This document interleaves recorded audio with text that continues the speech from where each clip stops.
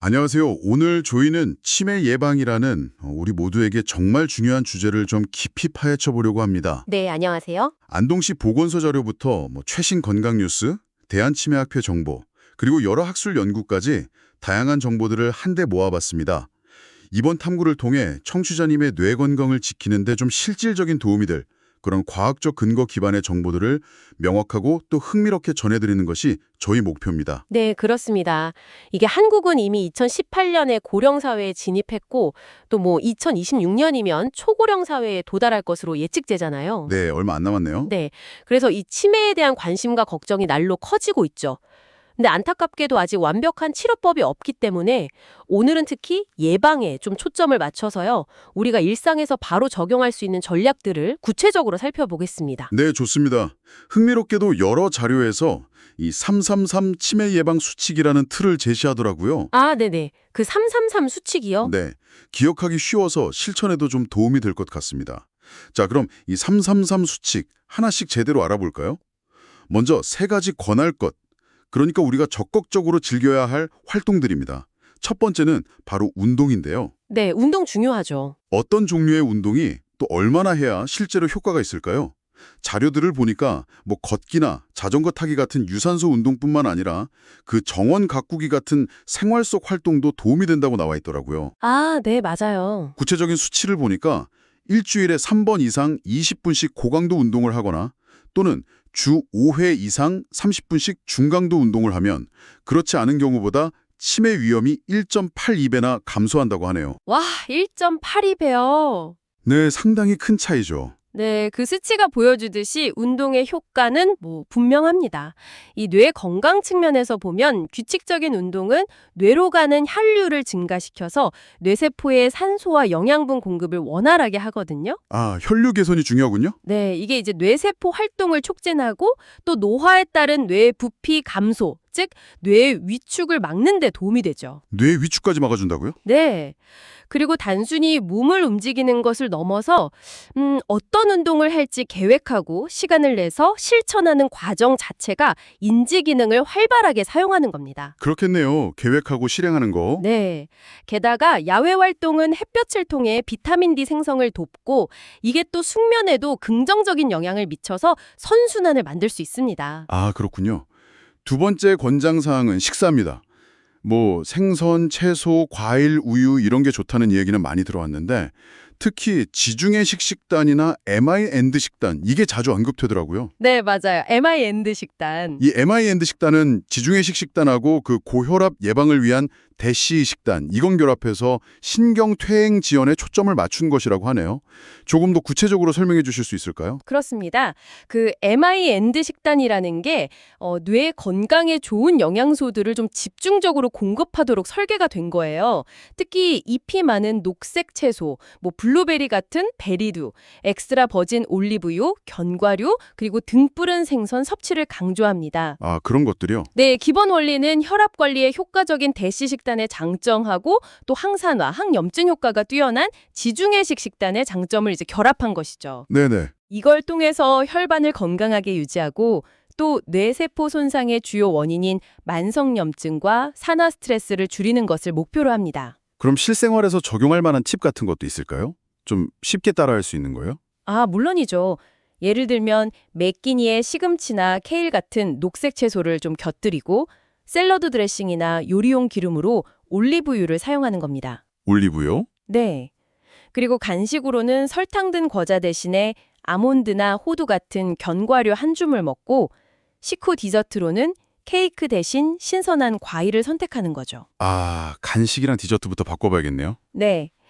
그리고 흥미로운 점은 여러 자료에서 언급하듯이 채소 반찬이 풍부하고 튀김이라 볶음 요리가 비교적 적은 전통적인 한식 상차림도 이런 뇌건강 식단의 원칙과 상당히 유사하다는 겁니다. 오, 한식이요? 다행이네요. 그렇죠. 반대로 붉은 육류나 버터 같은 포화지방, 트랜스 지방이 많은 음식은 가능한 피하는 것이 좋습니다.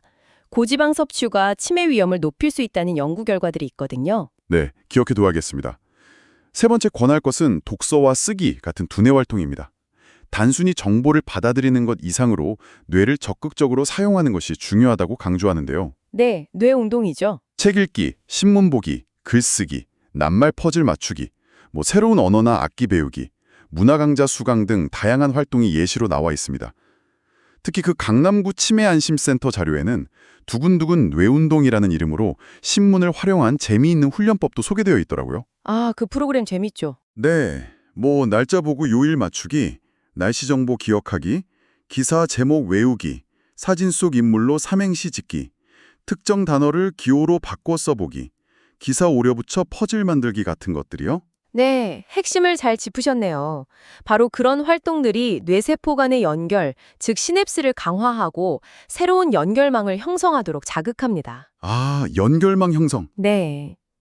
두근두근 뇌운동 같은 프로그램들은 특히 노화나 치매 초기 단계에서 약해지기 쉬운 특정 인지 영역들, 기억력, 진압력, 그러니까 시간, 장소, 사람 인식하는 능력이요. 네네, 진압력. 그리고 판단력, 집중력, 계산 능력, 시공간 파악 능력, 언어 유창성 등 이런 것들을 골고루 훈련하도록 체계적으로 구성되어 있습니다.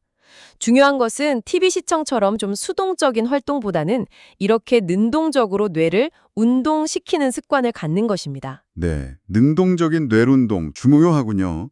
자, 그럼 이제 피해야 할 3가지 금할 것으로 넘어가 보겠습니다. 첫 번째는 절주입니다. 네, 술이죠. 술을 줄이거나 끊어야 한다는 건데요.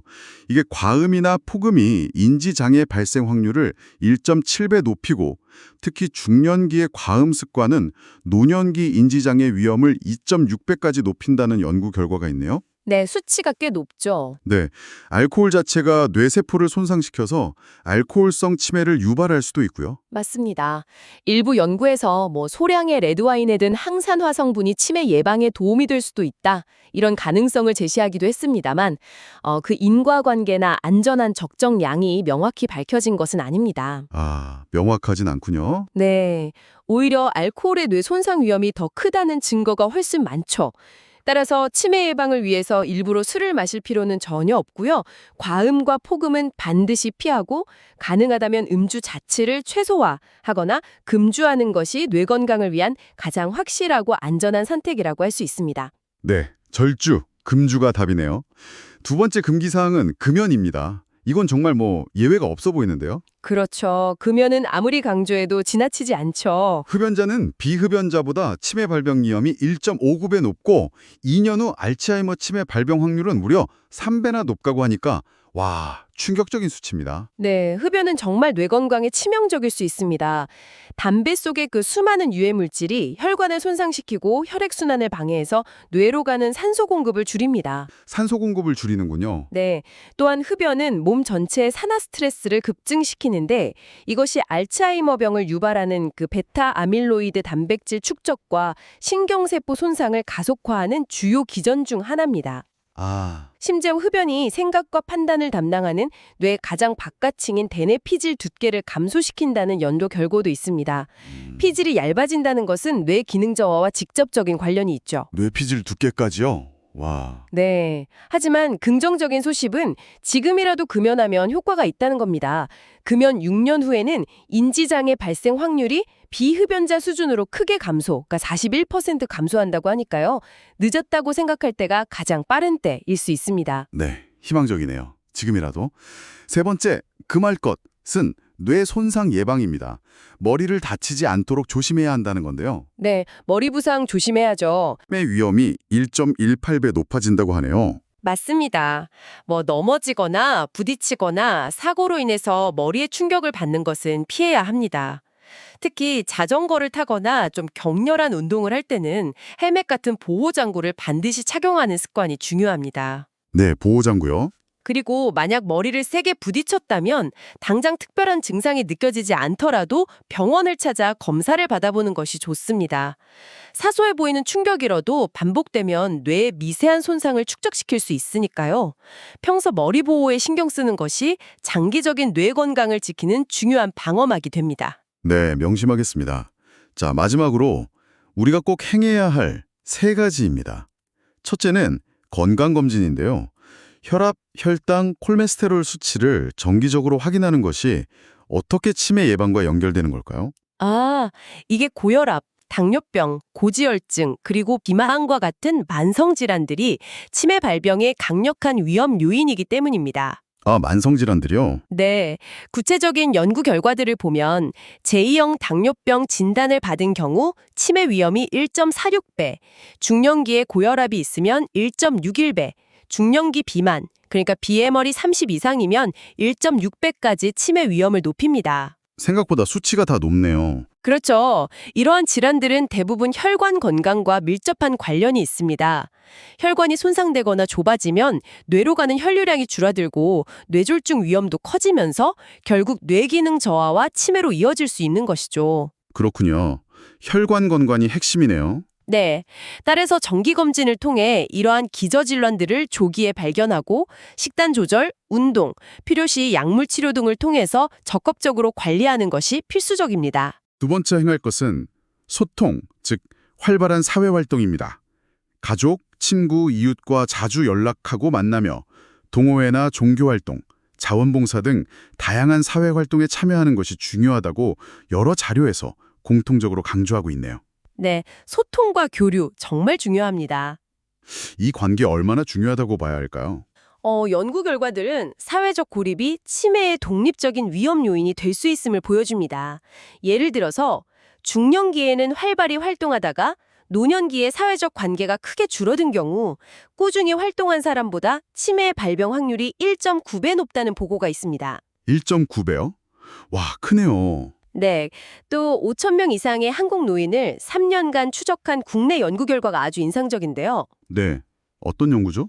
연구 시작 시점과 3년 후 시점 모두 친목 모임, 학습, 문화활동, 스포츠, 봉사활동 등 어떤 형태로든 사회활동에 참여한 그룹은요. 두 시점 모두 전혀 참여하지 않은 그룹에 비해 인지기능 저하 위험이 현저히 낮았습니다. 아, 꾸준히 참여한 그룹이요? 네, 이게 연령, 교육 수준, 소득, 흡연, 음주, 운동 습관, 만성질환 유무 등 다른 모든 요인을 고려했을 때도 마찬가지 결과였어요. 사회활동에 전혀 참여하지 않은 노인의 인지저하 위험은 꾸준히 참여한 노인에 비해 남성은 2.8배, 여성은 2.1배나 높았습니다. 와, 2.8배, 2.1배. 네, 그러니까 활발한 사회적 교류와 활동이 뇌에 지속적인 자극을 주고 스트레스를 완화하며 결과적으로 뇌의 예비 능력, 이걸 cognitive reserve라고 하는데 이걸 키우는 중요한 보호 요인임을 강력하게 시사하는 거죠. 정말 중요한 부분이군요. 사회활동 꼭 해야겠습니다. 마지막 세 번째 행할 것은 치매 조기 검진입니다. 아무래도 일찍 발견해서 관리하는 것이 최선일 텐데요. 어디서 어떻게 도움을 받을 수 있나요? 네, 조기 발견과 개입은 치매 관리의 핵심입니다. 다행히 가까운 보건소 치매 안심센터에서 만 60세 이상이면 누구나 무료로 치매 선별 검사를 받을 수 있습니다. 아, 보건소에서 무료로요? 네, 검사 자체는 비교적 간단한 질문과 과제로 이루어져 있고요. 조기에 치매나 경도인지 장애를 발견하면 약물 치료나 인지 중재 프로그램 등을 통해 병의 진행 속도를 최대한 늦추고 남아있는 인지 기능을 최대한 활용해서 더 오랫동안 독립적인 생활을 유지할 수 있습니다. 그게 중요하죠. 독립적인 생활. 네, 이는 환자 본인의 삶의 질 향상뿐만 아니라 돌보는 가족의 부담을 줄이는 데도 매우 중요합니다. 그리고 평소 치매 초기 증상들을 좀 알아두는 것도 도움이 됩니다. 예를 들어 예전엔 잘하던 돈 계산이나 복잡한 문제 해결이 어려워지고 매사에 의욕이 없고 집에만 있으려 하는 변화가 생기거나 특히 최근 대화 내용이나 약속 등을 자꾸 잊어버려서 일상생활에 지장을 줄 정도의 기억력 저하가 느껴진다면 망설이지 말고 검진을 받아보는 것이 좋습니다. 네, 그런 증상이 보이면 바로 검진을 받아봐야겠네요. 지금까지 333 수칙을 중심으로 치매 예방 전략들을 꼼꼼히 살펴봤습니다. 근데 이 외에도 여러 자료에서 공통적으로 중요하게 다루는 요인들이 더 있더군요. 네, 또 있죠. 바로 수면과 스트레스 관리입니다. 이 두 가지는 앞서 이야기한 것들만큼이나 뇌 건강에 큰 영향을 미치는 건가요? 수면의 중요성부터 말씀드리자면 우리가 잠을 자는 동안 뇌는 매우 중요한 활동을 하거든요. 중요한 활동이요? 네. 바로 낮 동안 뇌 활동의 부산물로 쌓인 노폐물, 특히 그 알츠하이머병의 원인 물질로 지목되는 베타 아밀로이드 단백질을 청소하는 일이죠. 아, 그러니까 잠자는 동안 뇌가 스스로 대청소를 하는 거군요. 정확히 그렇습니다. 그런데 수면이 부족하면 이 청소 시스템이 제대로 작동하지 못해서 베타 아밀로이드가 뇌에 축적될 위험이 커집니다. 아, 청소가 안 되는 거네요. 네.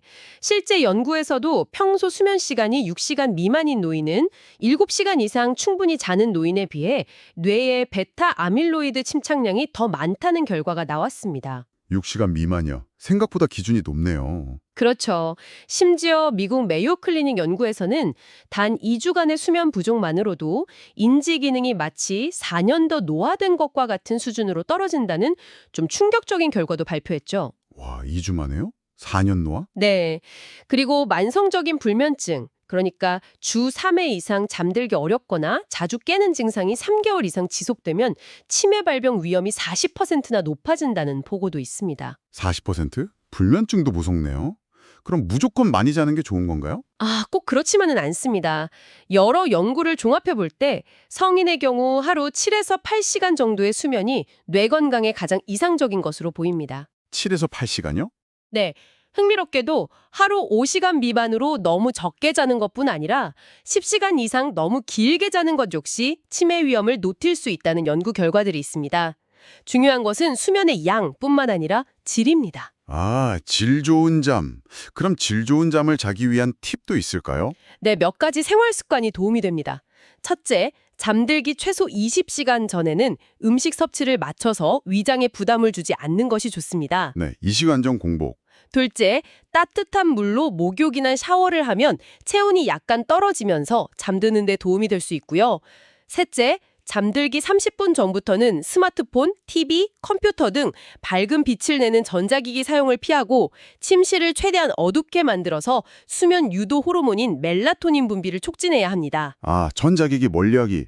어렵지만 중요하군요. 네, 넷째, 아침에 일어나면 햇볕을 15분 이상 충분히 쬐어서 밤사이 억제되었던 멜라토닌 분비를 멈추고 우리 몸의 생체 시계를 활성화하는 것이 규칙적인 수면 리듬 유지에 중요합니다. 네, 아침 햇볕 쬐기. 다음으로 스트레스 문제인데요. 스트레스가 만병의 근원이라는 말은 있지만 치매와도 직접적인 관련이 있나요? 네, 그렇습니다. 최근 연구들은 만성적인 스트레스나 심박한 스트레스 경험이 치매 발병 위험을 높이는 중요한 요인임을 밝혀내고 있습니다. 아, 스트레스도요? 네, 한 국내 연구 결과가 주목할 만한데요. 외상후 스트레스 장애, 즉 PTSD를 겪은 사람은 그렇지 않은 사람에 비해 치매 발병 위험이 1.78배 높았습니다. PTSD가 1.78배? 스트레스 반응이나 적응 장애와 같이 비교적 흔하게 겪을 수 있는 스트레스 관련 질환을 진단받았던 경우에도 치매 위험이 각각 1.20배, 1.32배 증가하는 것으로 나타났습니다. 와, 가벼운 스트레스 질환도 위험을 높이는군요. 네, 특히 놀라웠던 점은 나이가 들수록 스트레스의 영향이 훨씬 커진다는 결과였는데요. 네, 저도 그 부분 보고 좀 놀랐어요. 스트레스 관련 장애를 앓는 70대는 40대에 비해 치매 위험이 무려 31.55배나 높게 나타났다고요. 31.55배요? 이건 정말 엄청난 차이인데요? 그렇습니다. 그만큼 노년기에는 스트레스 관리가 더욱 중요해진다는 의미입니다. 스트레스 호르몬인 코르티솔이 과도하게 분비되면 기억을 담당하는 뇌 영역인 해마의 기능을 손상시키고 염증 반응을 촉진할 수 있기 때문이죠. 아, 해마 손상. 네. 따라서 평소 규칙적인 생활 리듬을 유지하고 꾸준한 신체 활동이나 자신이 즐거움을 느끼는 취미 활동에 몰입하는 시간을 갖는 것이 좋습니다. 또한 가족이나 친구 등 신뢰하는 사람들과 속마음을 나누며 정서적 지지를 얻는 것도 중요하고요. 네, 대화와 지지요. 만약 스트레스가 좀 감당하기 어렵다고 느껴진다면 혼자 힘들어하지 말고 정신건강의학과 전문의나 상담 전문가의 도움을 적극적으로 받는 것이 현명한 방법입니다. 네, 전문가 도움받는 것도 중요하겠네요. 자, 오늘 정말 많은 정보들을 다각도로 살펴봤습니다. 꾸준한 운동, 뇌 건강에 좋은 식단, 적극적인 두뇌 활동, 해로운 습관인 술과 담배 멀리하기, 머리 부상 조심하기, 만성질환 관리를 위한 건강검진, 외로움을 막는 활발한 소통과 사회 참여, 그리고 조기 발견의 중요성, 마지막으로 충분한 수면과 스트레스 관리. 까지. 네, 정말 많았죠. 결국 이 모든 것을 꿰뚫는 핵심은 건강한 생활 습관의 총체적인 실천인 것 같습니다. 핵심을 정확히 보셨습니다. 뇌 건강은 단번에 얻어지는 것이 아니라 마치 근육을 키우듯 평생에 걸쳐 꾸준히 관리하고 가꾸어 나가야 하는 영역입니다. 네, 평생 관리. 오늘 나눈 이야기들이 어쩌면 이미 알고 계신 내용일 수도 있겠지만 중요한 것은 아는 것을 넘어 실천하는 것입니다. 작고 사소해 보이는 습관들이라도 꾸준히 이어간다면 장기적으로는 분명 뇌 건강에 긍정적인 변화를 가져올 수 있습니다. 네, 실천이 중요하군요. 오늘 긴 시간 유익한 정보 나눠주셔서 정말 감사합니다. 네, 감사합니다. 마지막으로 청취자 여러분께 생각해 볼 만한 질문 하나를 던지며 마무리할까 합니다. 오늘 우리는 운동, 식단, 인지활동, 사회활동 등 다양한 치매 예방 전략들을 각각 살펴보았는데요. 혹시 이런 서로 다른 종류의 활동들을 결합해서 실천한다면 단순히 더하기, 플러스가 아니라 곱하기, x와 같은 시너지 효과를 낼 수 있지 않을까요? 아, 시너지 효과요? 흥미로운 질문이네요. 네, 예를 들어 친구들과 함께 운동하며 대화하고 신체 플러스 사회, 또 새로운 레시피를 배워서 함께 요리해 먹는 인지 플러스 식단 플러스 사회 활동처럼 말이죠. 이런 복합적인 뇌건강 활동의 효과에 대해 더 알아보는 것도 앞으로 흥미로운 탐구가 될 것 같습니다.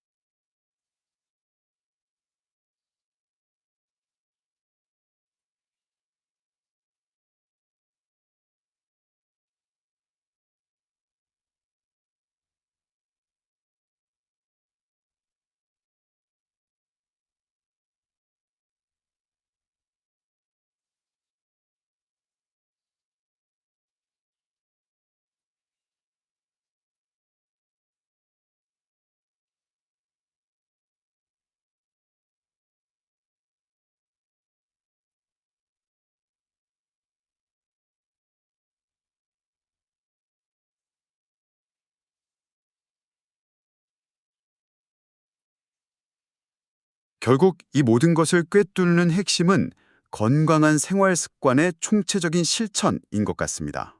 핵심을 정확히 보셨습니다. 뇌 건강은 단번에 얻어지는 것이 아니라 마치 근육을 키우듯 평생에 걸쳐 꾸준히 관리하고 가꾸어 나가야 하는 영역입니다. 내 평생 관리. 오늘 나눈 이야기들이 어쩌면 이미 알고 계신 내용일 수도 있겠지만 중요한 것은 아는 것을 넘어 실천하는 것입니다. 작고 사소해 보이는 습관들이라도 꾸준히 이어간다면 장기적으로는 분명 뇌 건강에 긍정적인 변화를 가져올 수 있습니다. 네, 실천이 중요하군요. 오늘 긴 시간 유익한 정보 나눠주셔서 정말 감사합니다. 네, 감사합니다. 마지막으로 청취자 여러분께 생각해 볼 만한 질문 하나를 던지며 마무리할까 합니다. 오늘 우리는 운동, 식단, 인지활동, 사회활동 등 다양한 치매 예방 전략들을 각각 살펴보았는데요. 혹시 이런 서로 다른 종류의 활동들을 결합해서 실천한다면 단순히 더하기, 플러스가 아니라 곱하기, x와 같은 시너지 효과를 낼 수 있지 않을까요? 아, 시너지 효과요? 흥미로운 질문이네요. 네, 예를 들어 친구들과 함께 운동하며 대화하고 신체 플러스 사회, 또 새로운 레시피를 배워서 함께 요리해 먹는 인지 플러스 식단 플러스 사회 활동처럼 말이죠. 이런 복합적인 뇌건강 활동의 효과에 대해 더 알아보는 것도 앞으로 흥미로운 탐구가 될 것 같습니다.